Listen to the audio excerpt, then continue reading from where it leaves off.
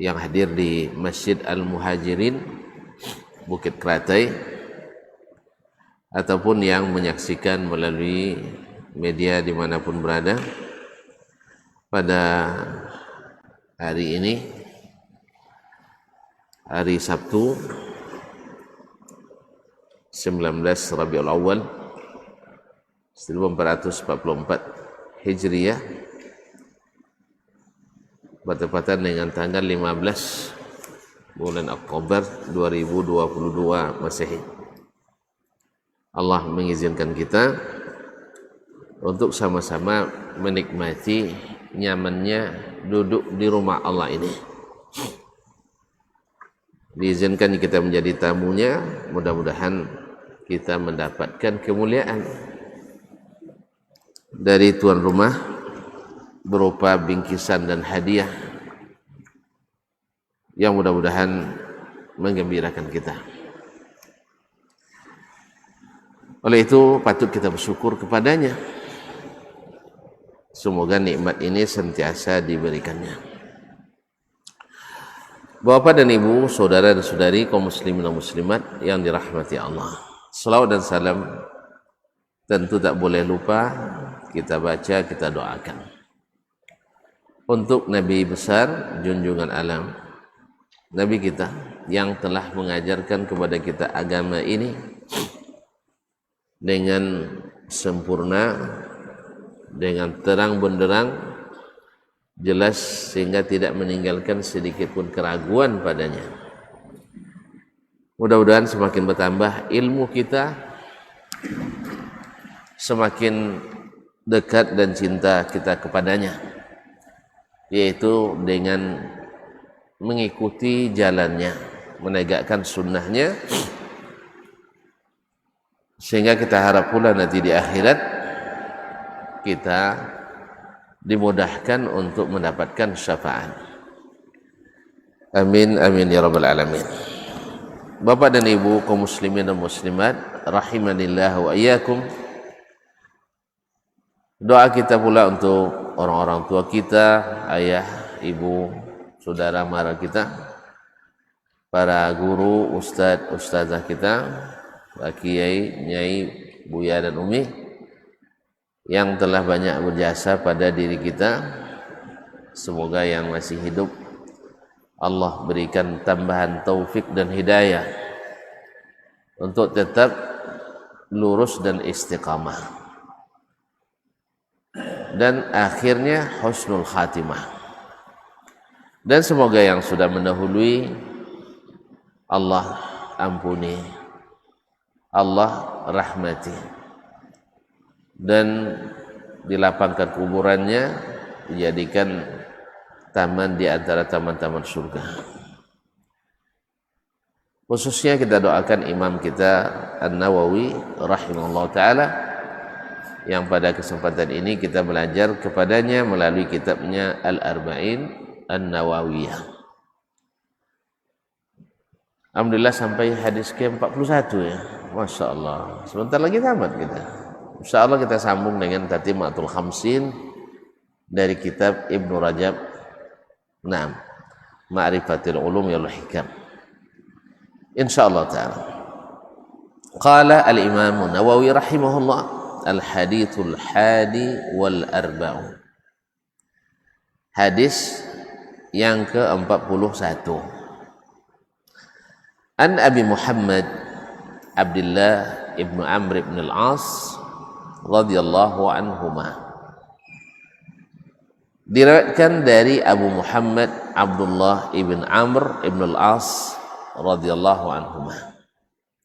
Abdullah bin Amr bin al-As radhiyallahu anhuma salah satu pencatat hadis Nabi sallallahu alaihi wasallam di masa Nabi hidup.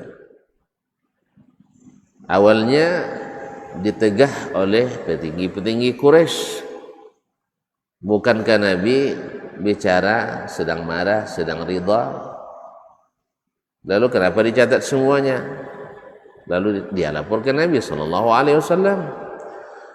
Kata Nabi alaihi salatu wasallam, "Uktub fa walladhi nafsi biyadihi ma kharaja min hadza illa haqq." Teruskan tulis saya Abdullah, sesungguhnya tak ada yang keluar dari mulut saya ini kecuali hak, kecuali kebenaran. Karena Nabi itu maksum dari kesalahan. Ma'asyiral kiram dirahmati Allah SWT, akhirnya dia terus menulis. Beliau Masya Allah, ayahnya sahabat, dia juga sahabat. Dan umurnya dengan ayahnya jaraknya sangat dekat. Hanya 13 tahun beda usianya. Jadi ayahnya 13 tahun, dia lahir. Awak dengan anak umur beda 40 tahun. Subhanallah. Dia beda 13 tahun, Masya Allah. Jadi orang hebat. Ayahnya orang hebat, anaknya juga orang hebat. Ya kalau tidak jadi orang hebat, cepat nikah. Nah itu. Jadi anak-anak kita jangan lambat-lambat nikah kan.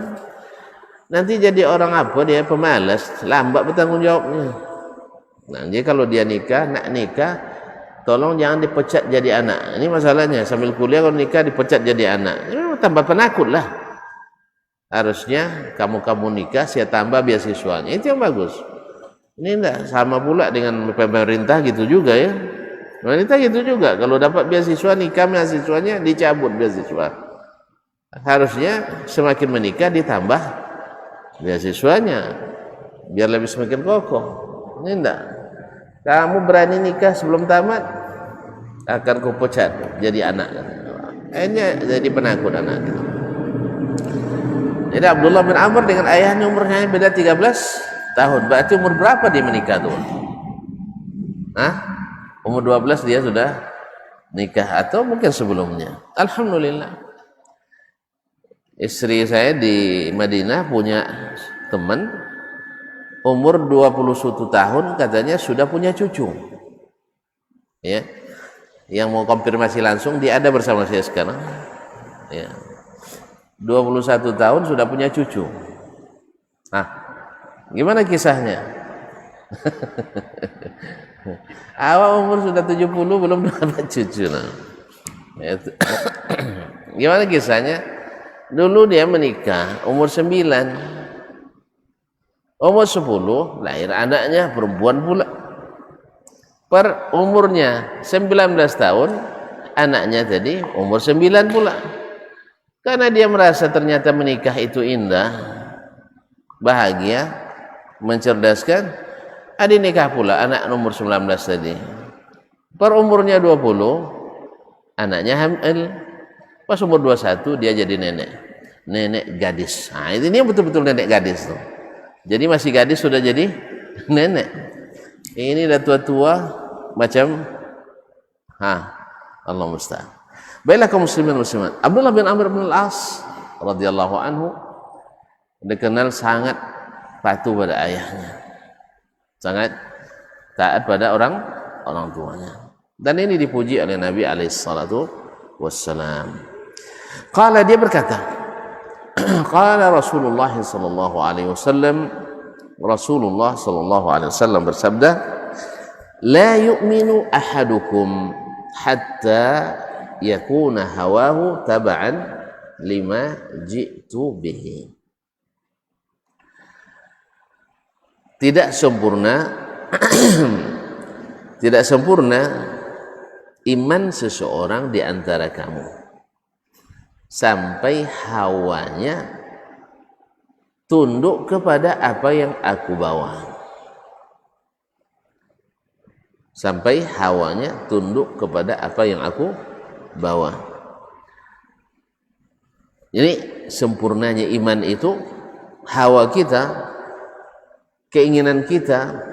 Hawa itu apa? Hawa itu apa? Nafsu. Nafsu datang dari mana? Dari perasaan dan dari pikiran. Ya, dia merasa kalau ini dilampiaskan, nafsu ini dilampiaskan menurut perasaan dan pikirannya pasti menyenangkan, iya kan? Kalau tidak mungkin kita akan mengikutinya.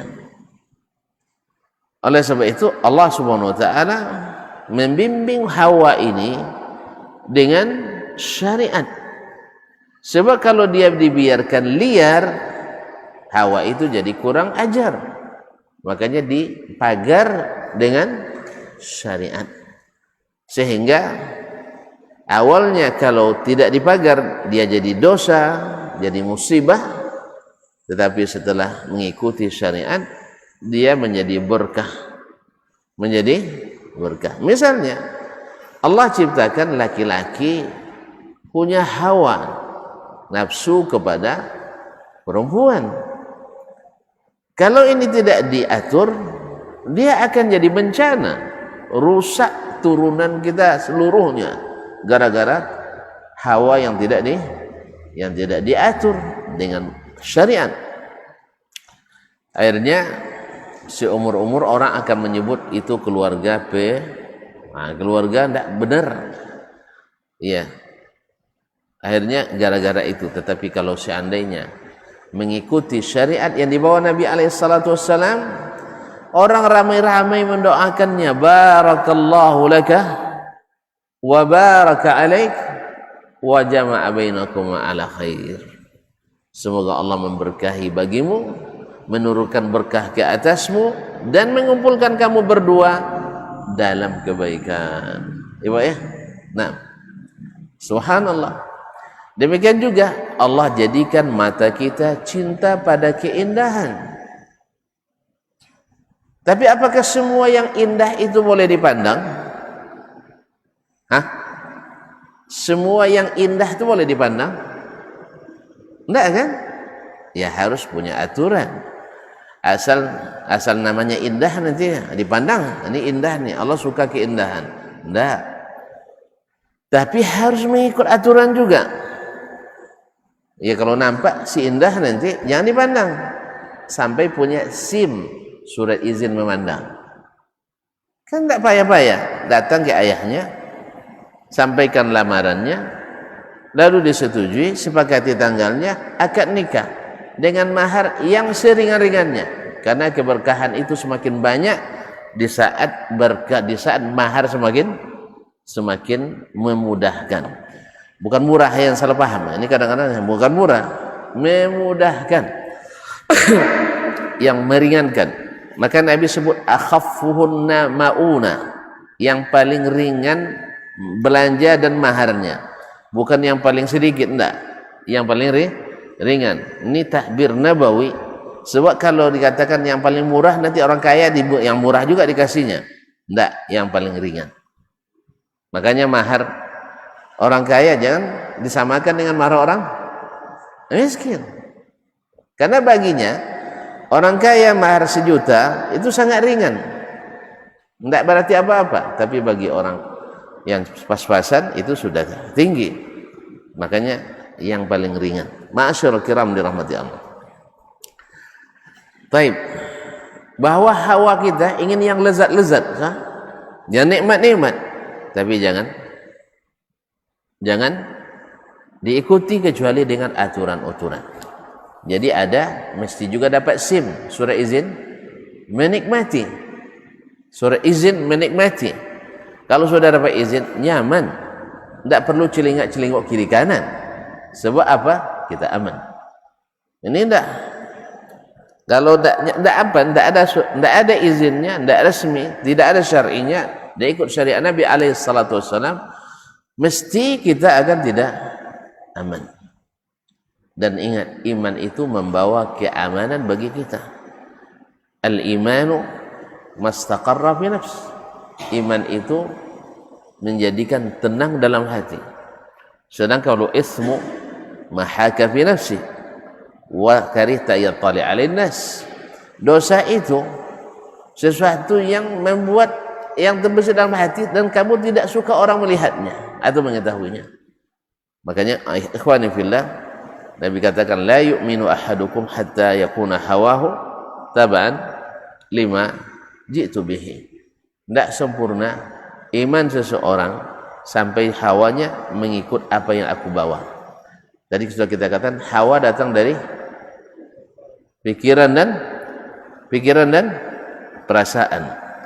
Nah, Nabi katakan siapa yang ikut perasaannya, dan ikut pikirannya dalam beragama, mengabaikan apa yang dibawa oleh Nabi sallallahu alaihi wasallam. Yang dibawa oleh Nabi apa? Yang dibawa oleh Nabi apa? Ya, syariat. Syariat Islam. Di atas apa berdiri syariat Islam? Di atas perasaan? Di atas pikiran? Nabi kapan dia baru mendapatkan membawa syariat? Setelah berpikirkah atau setelah dapat wahyu? Saya ulang kembali. Nabi diangkat jadi Rasul umur berapa? Ini tidak ada peringatan maulid nampaknya. Jadi ya, atau diperingati tapi tidak diperhatikan. Kampus sudah kan? Atau belum? Belum lagi. Baik, Nabi diangkat jadi Rasul kapan? Umur 40. Apa acara peresmiannya? Gimana peresmiannya? Tidak tahu ya. Bilang aja saya tidak hadir waktu itu. Saya jelas kan?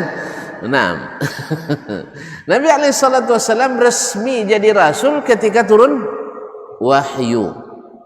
Turun wahyu. Sebelum itu dia sudah bawa syariat. Sebelum dapat wahyu, Nabi sudah bawa syariat? Belum. Makanya syariat itu mesti dibangun di atas wahyu, bukan dibangun di atas pikiran. Jelas Pak? Jadi agama kita ini, ma'asyarul kiram yang dirahmati Allah SWT, mesti dibangun di atas wahyu. Nabi cerdas apa tidak? Nabi cerdas pun tidak? Cerdas. Berpikir apa tidak? Berpikir. Tidak ada yang lebih cerdas dari Nabi, tidak ada. Nabi itu manusia paling cerdas sepanjang sejarah dan sangat berpikir, tetapi ternyata pikirannya tak menghasilkan syariat. Pikirannya tidak menghasilkan syariat. Kapan syariat ada?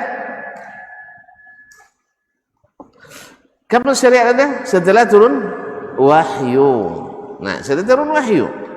Oleh itu kaum muslimin dan muslimat dirahmati Allah, makanya dikatakan oleh Allah bahwa yang dibawa oleh Nabi ini bukan kehendak beliau. Wa ma yantiqu anil hawa in huwa illa wahyun yuha. Nabi sendiri tak ikut hawa. Masa kita ikut?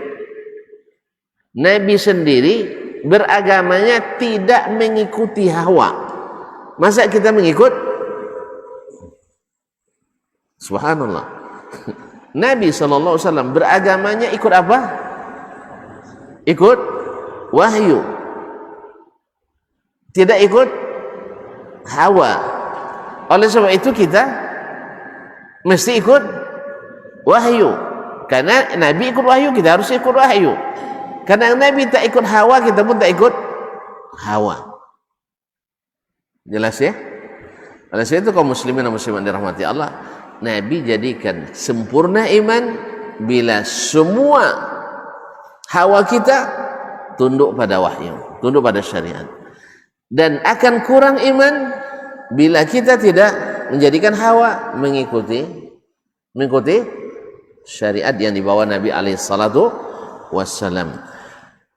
Nah, tentu saja kaum muslimin dan muslimat dalam hal ini bertingkat. Semakin banyak kita mendahulukan hawa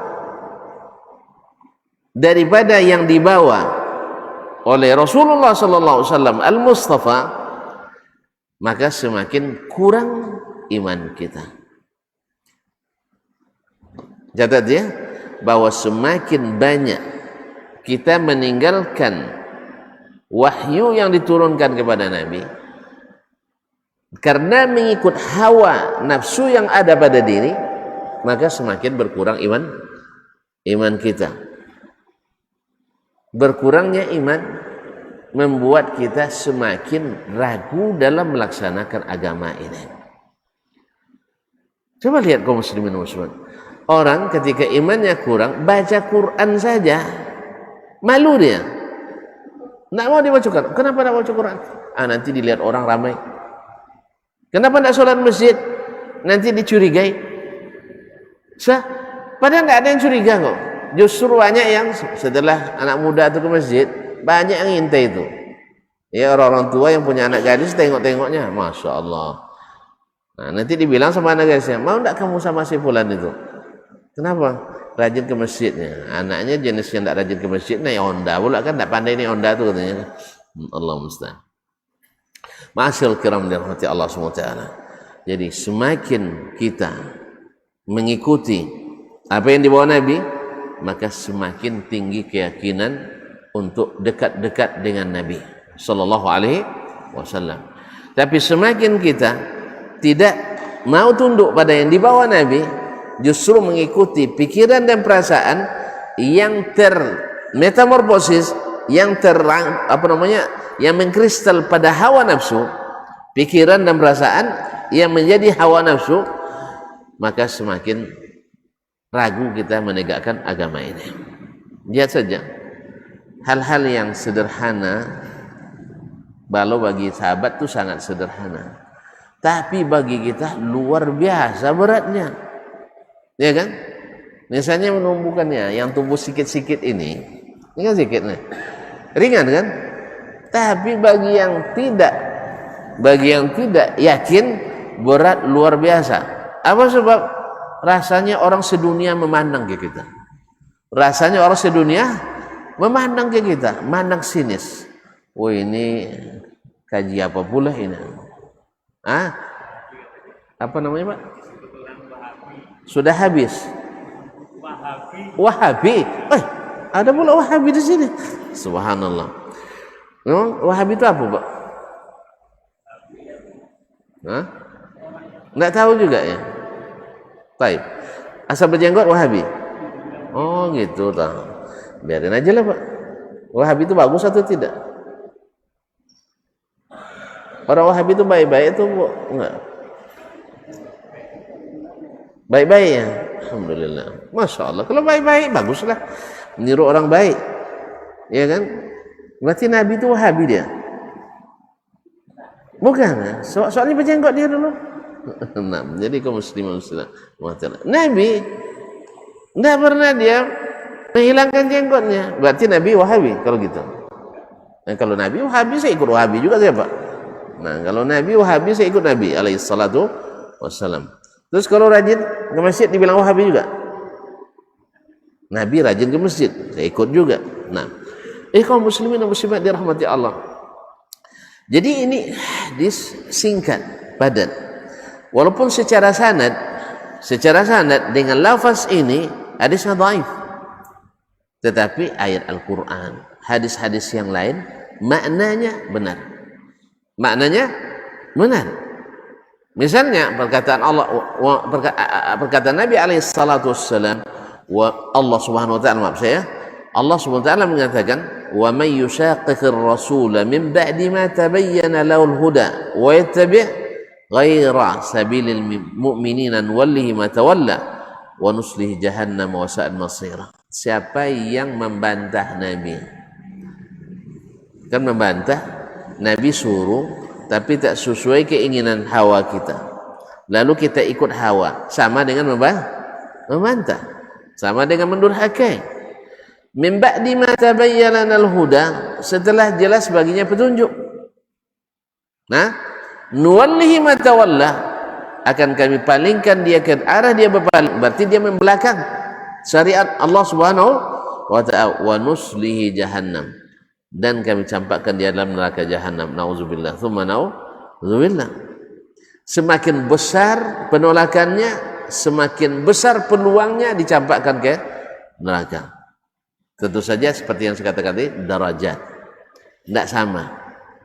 Ada yang menolak yang wajib, ya, misalnya orang yang menolak wajibnya salat 5 waktu. Ada orang menolak? Bapak, iyalah.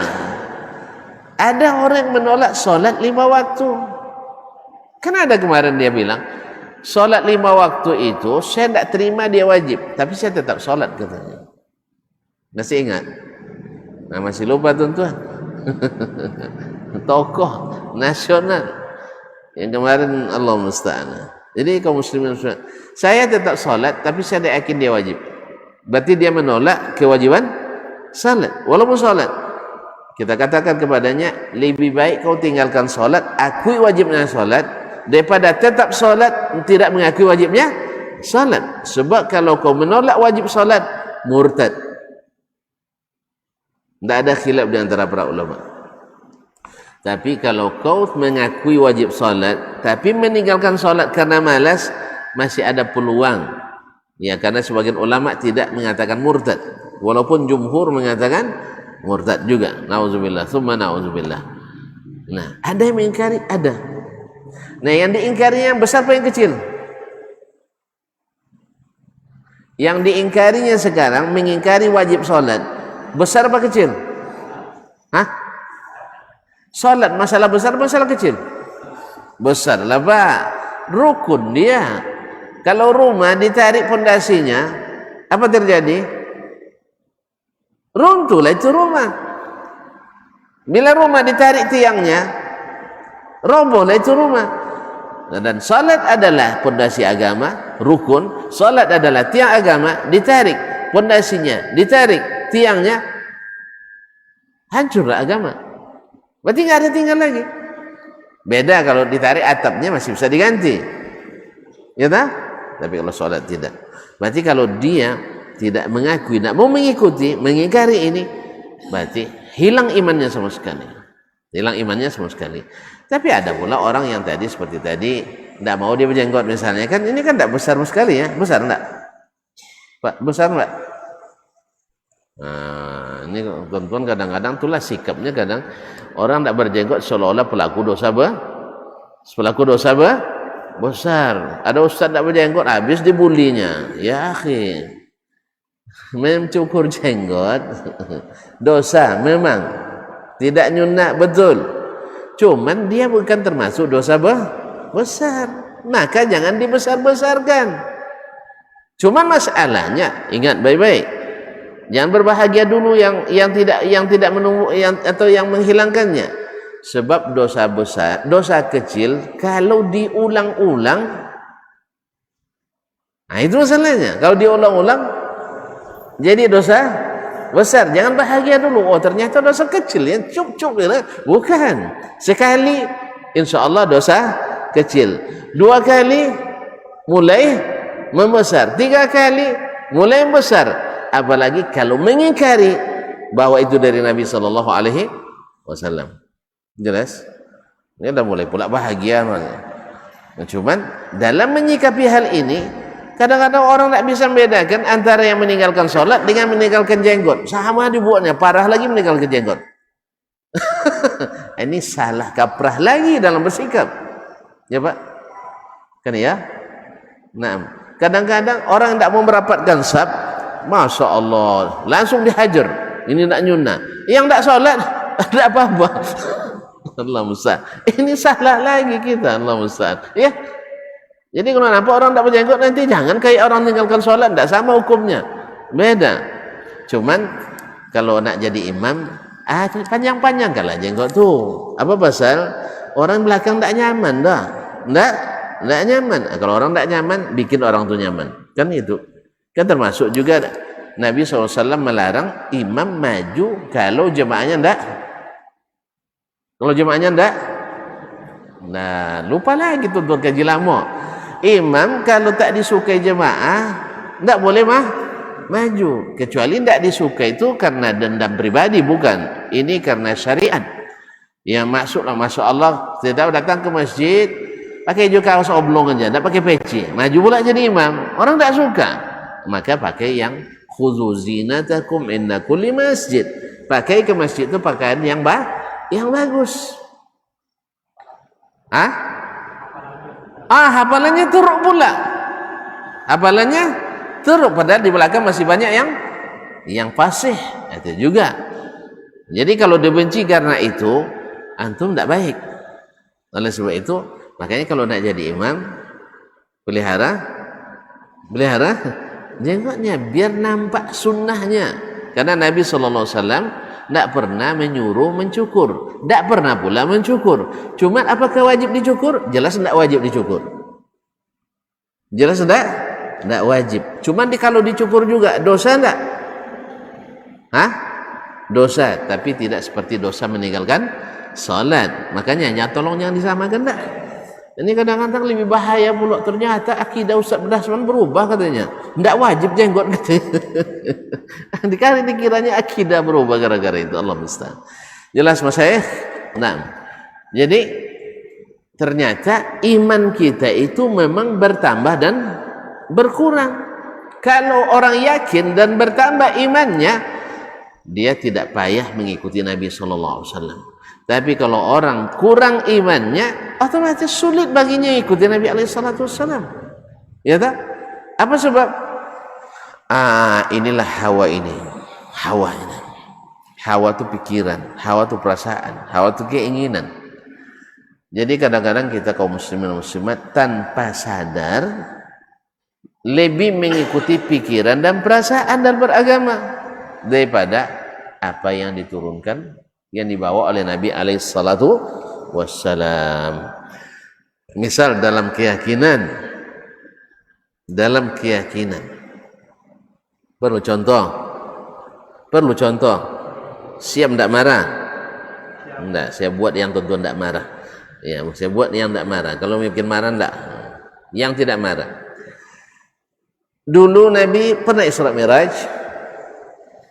Nabi Isra Mi'raj pernah berapa kali? Sekali, alhamdulillah. Mana tahu 5 kali sehari pula kan? Ya, sebab ada hadisnya Mi'rajul mu'min as-salat. Mi'rajnya orang beriman itu salat. Jadi kalau salat 5 kali berarti 5 kali mi'rajnya. Cuman sayang hadisnya lemah sekali. Bahkan dihukum palsu oleh sebagian ulama. Mana tahu masyhur pula di sini hadisnya. Nabi Isra Mi'raj sekali. Sahih apa tidak? Masa tidak sahih? Ada surat dalam Quran namanya surat Al-Isra. Kalau ada yang mengingkarinya, ini juga dimurtadkan oleh para ulama. Karena apa? Datang dalam Al-Quran secara mutawatir dan juga dalam hadis Nabi SAW. Nah, Nabi SAW Isra dan Mi'raj.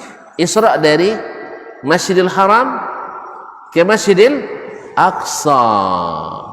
Jauh apa dekat? Jauh sekali Mas, bukan jauh dekat ya. Jauh sekali. Sini Pekanbaru aja jauh, apalagi Baitul Maqdis ke Makkah hanya 1.200 kilo. Nah, hanya 1.200 kilo. Masa itu memerlukan waktu 1 bulan. Coba lihat. Jadi pagi Nabi turun menjelang subuh. Selesai subuh, Nabi duduk dekat Hajar Aswad di Ka'bah. Sandar ke Ka'bah Nabi SAW. Termenung Nabi SAW. Ya Allah, ini orang Quraisy setelah meninggalnya Khadijah, istri Nabi radhiyallahu anha, setelah meninggalnya Abu Talib, paman Nabi kan meninggal. Ini 2 orang sangat disegani Quraisy. Sekarang enggak ada lagi. Nah, sekarang datang peristiwa yang subhanallah. Jangan-jangan nanti orang Quraisy tambah mendustakan saya. Apa pula yang datang pertama bertemu pagi itu Abu Jahal pula.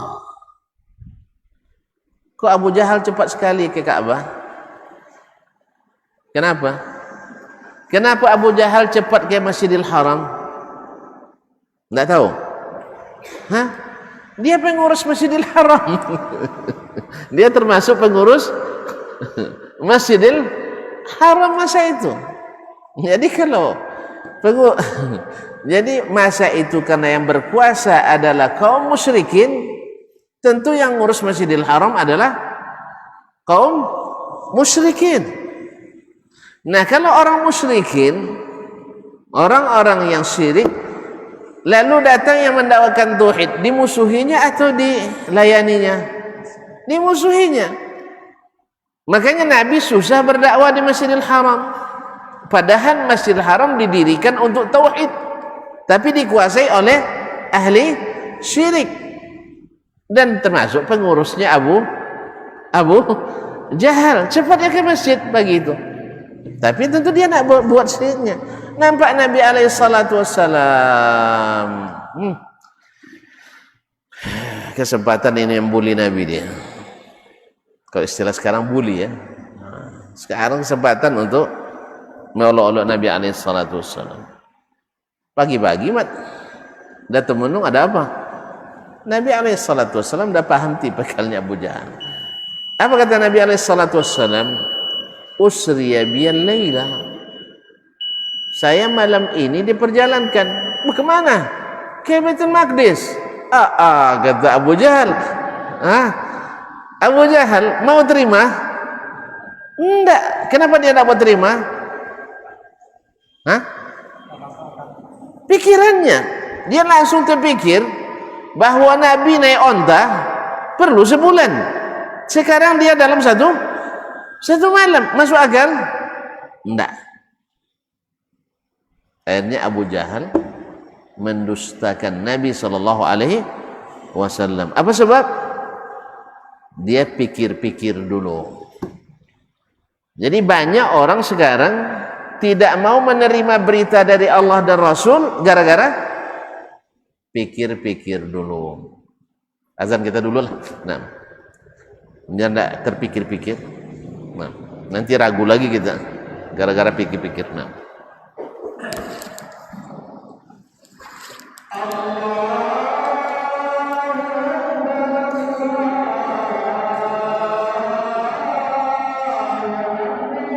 Allah Allah.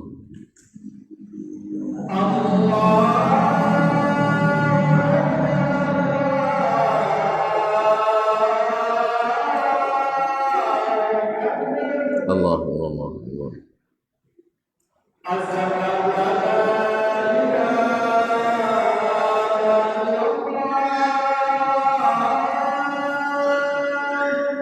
Asyhadu an la ilaha illallah.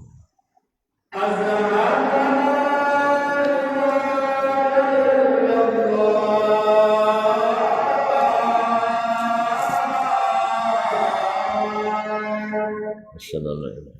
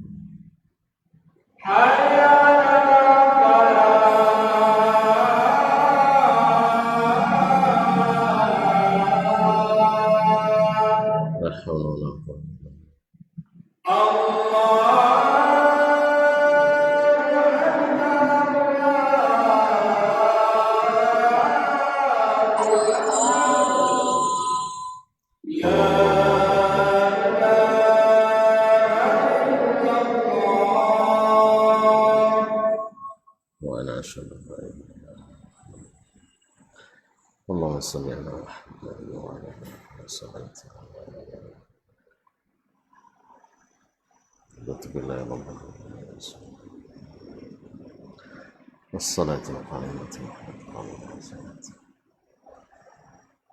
Bapak dan Ibu kaum muslimin dan muslimat yang dirahmati Allah SWT. Jadi Abu Jahal dia pikir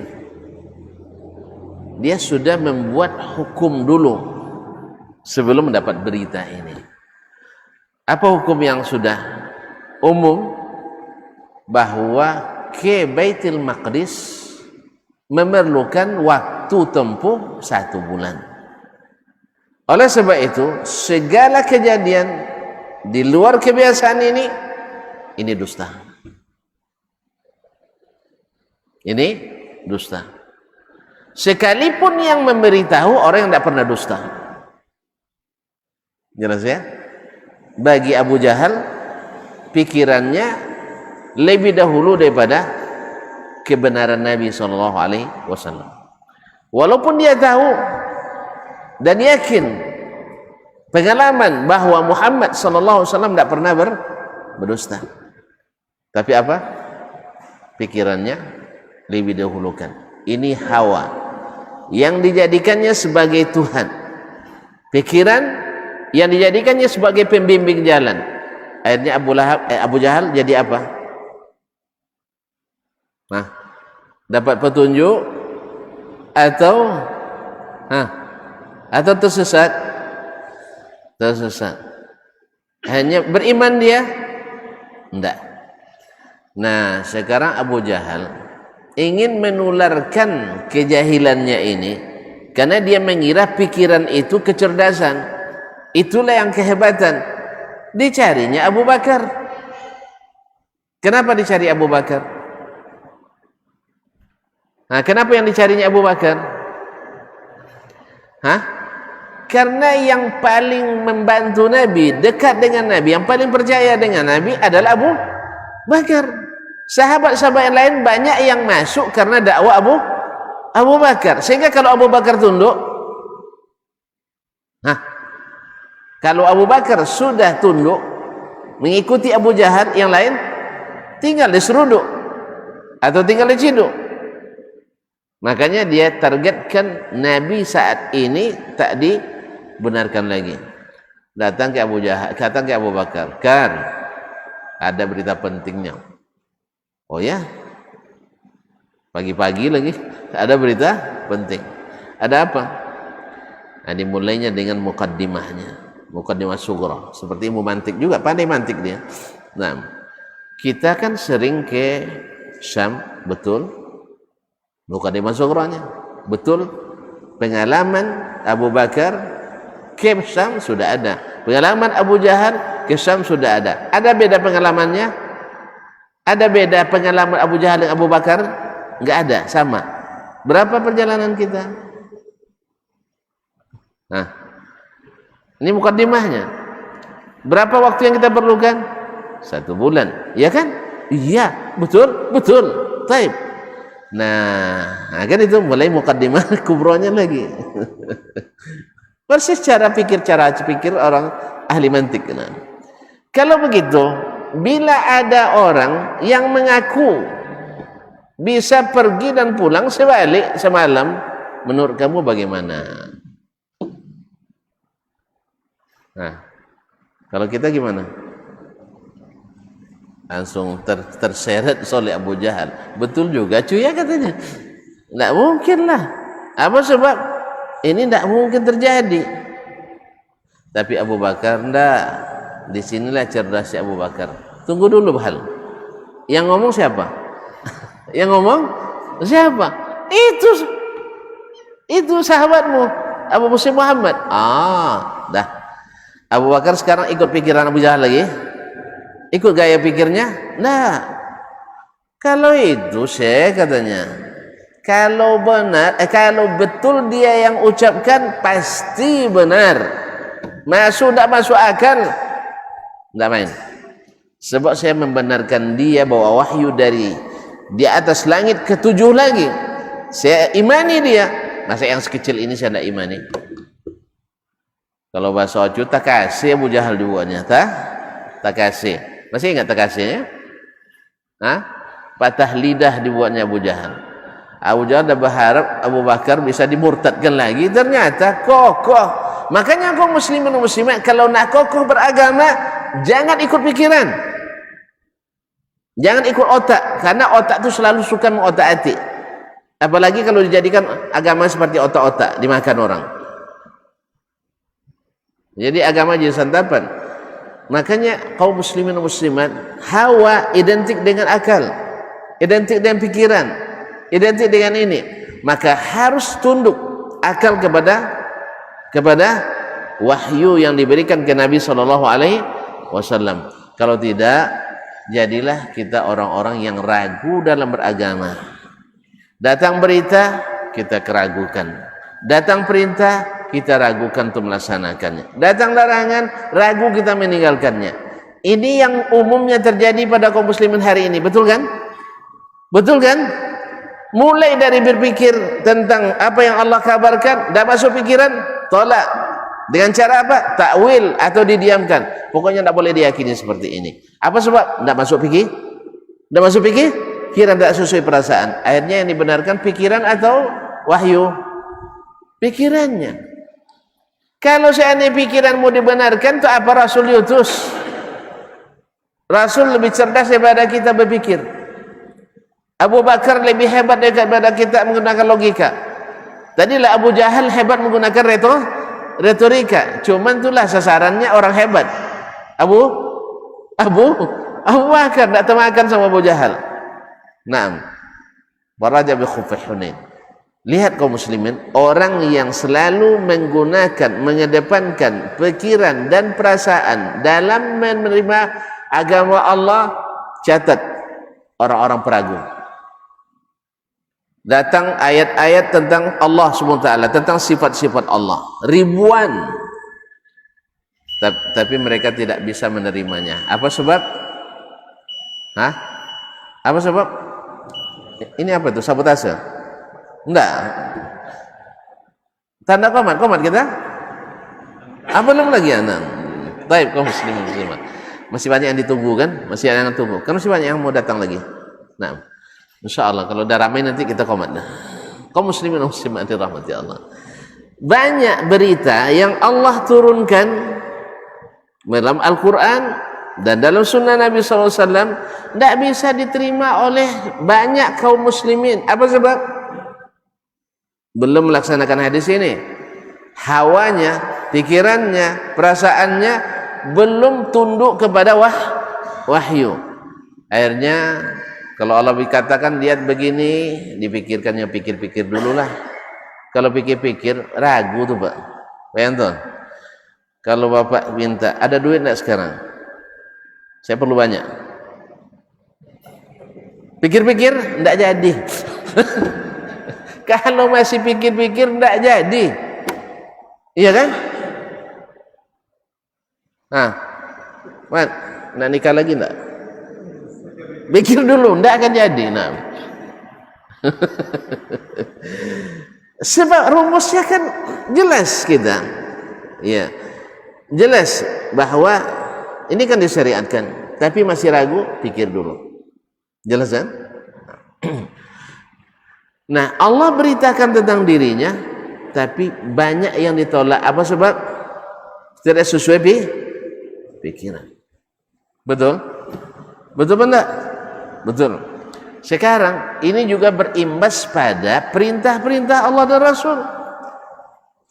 Rasul perintahkan, misalnya Rasul perintahkan suatu perintah kepada kita, lalu tidak sesuai dengan pikiran kita, tidak sesuai dengan pikiran kita, akhirnya kita tidak juga bisa tidak yakin melaksanakannya. Jadi kadang sebab kalau dilaksanakan ada yang membuat ragu. Misalnya tadilah seolah-olah mata orang sedunia memperhatikan kita, seolah-olah itulah syaitan menakut-nakuti kita. Jelas? Atau ada larangan Nabi SAW, ada larangan, tapi karena tidak sesuai dengan keinginan kita, tetap itu. Padahal kita dilarang melakukannya. Akhirnya apa? Kalah lagi syariat Nabi oleh keinginan dan pikiran kita. Oleh sebab itu kaum muslimin dan muslimat dirahmati Allah, beragama ini diajarkan oleh Allah, diajarkan oleh Rasul SAW adalah beriman kepada apa yang diturunkan, bukan beriman pada apa yang dipikirkan. Jelas? Ikuti apa yang diperintahkan, bukan ikuti yang diinginkan. Jelas? Tinggalkan apa yang dilarang, jangan tinggalkan yang tidak kita suka. Akhirnya agama nanti sesuai pikiran, sesuai perasaan. Oleh sebab itu berapa banyak yang tidak disyariatkan dimasukkan dalam syariat, berapa banyak yang jelas-jelas disyariatkan disortir dari syariat, sehingga lahirlah berbagai bentuk Islam. Ada yang namanya Islam Nusantara, ada yang namanya Islam liberal, ada yang namanya Islam apa lagi? Pokoknya kalau sudah pakai tambah nama Islamnya, bertambah syariatnya itu pasti berubah. Dan takutnya nanti seperti orang-orang Yahudi dan Nasrani dulu, agama aslinya Islam, lalu mereka rubah-rubah otak-atik dengan otak ini, mereka pikirkan, mereka rasakan, akhirnya kebanyakan yang diwahyukan sudah tenggelam oleh pikiran dan perasaan, sehingga berubah menjadi agama Yahudi, menjadi agama Nasrani. Jelas? Padahal aslinya Islam. Innad dina indallahil Islam. Sesungguhnya agama di sisi Allah itu hanya Islam. Satu agama yang Allah turunkan. Cuman orang-orang tuh dirubah-rubahnya sehingga menjadi agama lain. Nah, umat Islam hari ini pun, bukan hari ini, sejak lama lagi juga sudah merubah-rubah agamanya. Yang merubah pasti menambah namanya. Jadi ada Islam Arab, Islam Nusantara, ada Islam Jawa, oh ada Islam Jawa juga, masya Allah. Ada Islam Jawen, Islam Kecawen, ada Islam. Pokoknya ketahuilah asal bertambah, mesti ada yang ditambah atau dirubah. Makanya yang kita hidupkan adalah al-Islam yang sudah diridai Allah sejak Nabi SAW. Al-Islam itu kalau dalam bahasa Nahu ba'alif lam, beralif lam. Kalau sudah alif lam tidak butuh tambahan. Kalau ditambah nanti melanggar hukum idhafah. Jelas? Makanya Nabi melarang kita menambah dalam agama. Oleh sebab itu kaum muslimin hadis ini luar biasa, walaupun secara sanad tidak sahih diriwayatkan oleh Imam Al-Baghawi dan As-Sunnah, tetapi secara sanad dhaif, tapi maknanya sesuai dengan ayat Al-Quran, sesuai dengan hadis-hadis Nabi Sallallahu Alaihi Wasallam, bahwasanya beriman itu kepada yang diturunkan. Amanar rasulu bima unzila ilaihi min rabbih wal mu'minun. Rasul itu beriman kepada apa yang diturunkan kepadanya dari Rabbnya. Demikian pula orang-orang beriman, bukan mengikuti yang dipikirkannya. Nabi sampai umur 40 berpikir terus dia, gimana caranya kesyirikan ini bisa dihapuskan. Tapi tidak ada agama yang dia bawa sebelum turun Al-Quran kepadanya, sebelum ada perintah berdakwah dari Allah kepadanya. Disitulah mulai dibangunnya akidah, dibangunnya ibadah, dibangunnya muamalah, dibangunnya akhlak dan adab yang Allah izinkan, sampai akhirnya selesailah pekerjaan dakwah Nabi Sallallahu Alaihi Wasallam setelah haji wada, atau di saat haji wada turun ayat al-yauma akmaltu lakum dinakum wa atmamtu alaikum ni'mati wa raditu lakumul islam madina. Hari ini aku sudah sempurnakan bagimu agamamu, dan aku sudah cukupkan bagimu nikmatku, dan aku ridha Islam ini sebagai agama. Oleh sebab itu Nabi SAW menjelang wafatnya, beberapa hari menjelang wafatnya, dia memberi nasihat sampai orang menangis dibuatnya, karena menandakan sudah dekat ajalnya. Lalu mereka minta nasihat ke Nabi SAW, maka Nabi katakan, wasiat saya kalian bertakwa pada Allah dan mau mendengar dan mengikuti. Mau mendengar dan mengikuti, bukan dengar saja. Kan orang dengar mau dia kan, Percaya ini ayat, percaya. Ikuti. Oh enggak, saya tidak bisa ngikuti, tidak sesuai pikiran.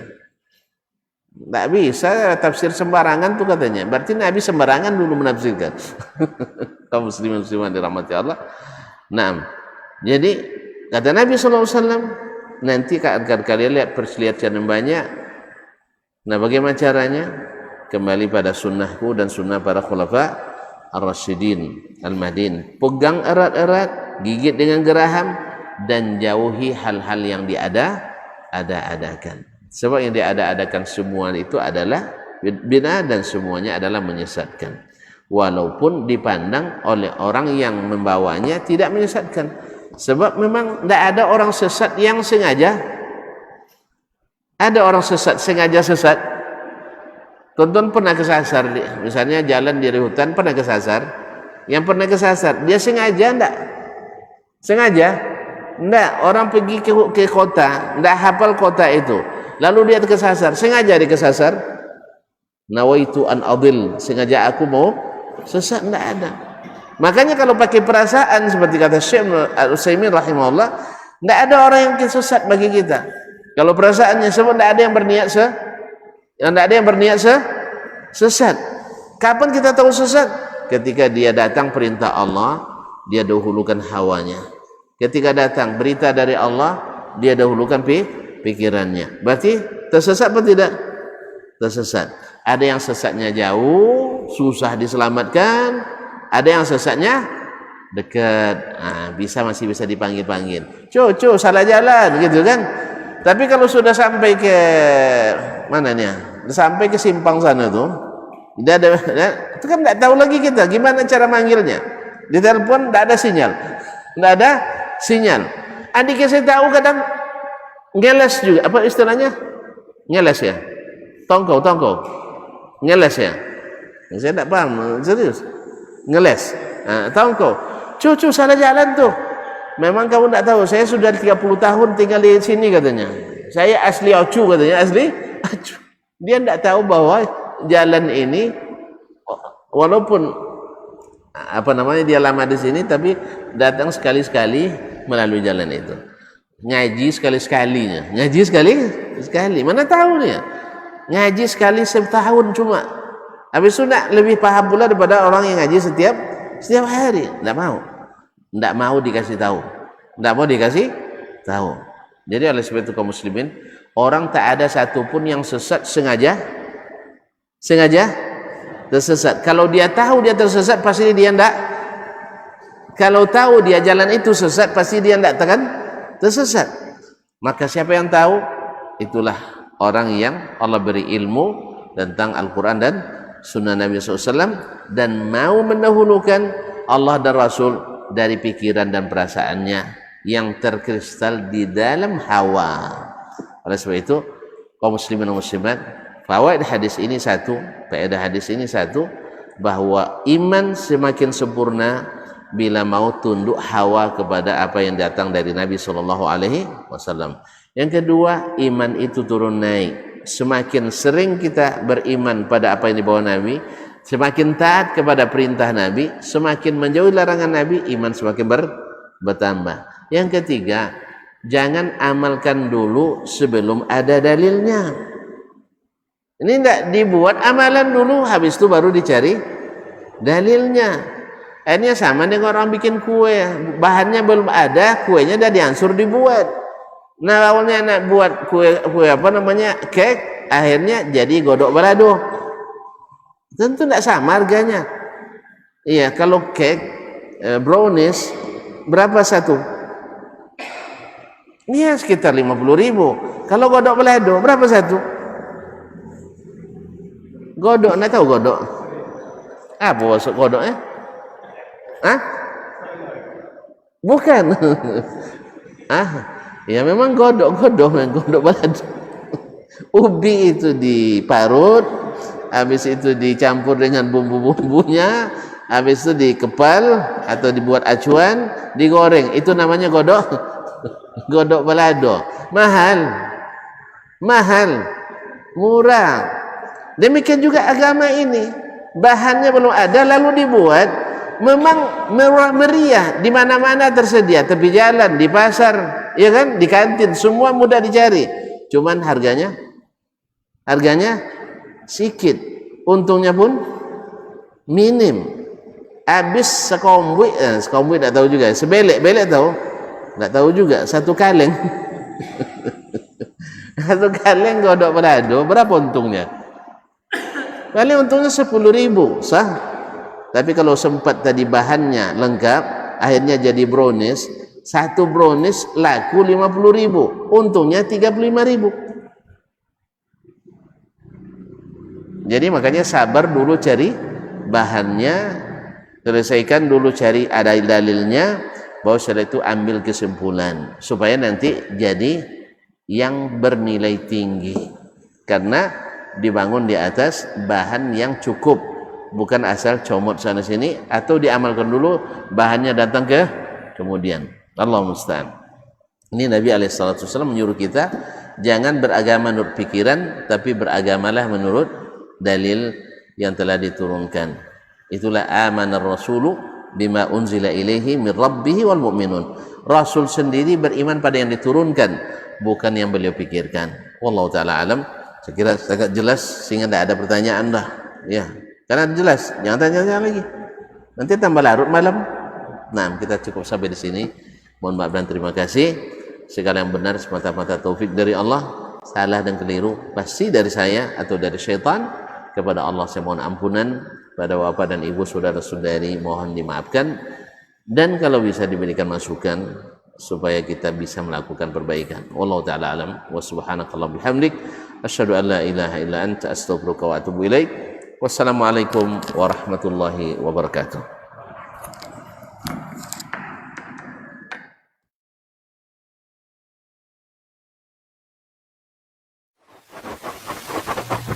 Barometer amal kita saleh tak salehnya di salat kita. Bila salat kita ikhlas dan sesuai dengan sunnah Nabi SAW, maka insya Allah amalan yang lain.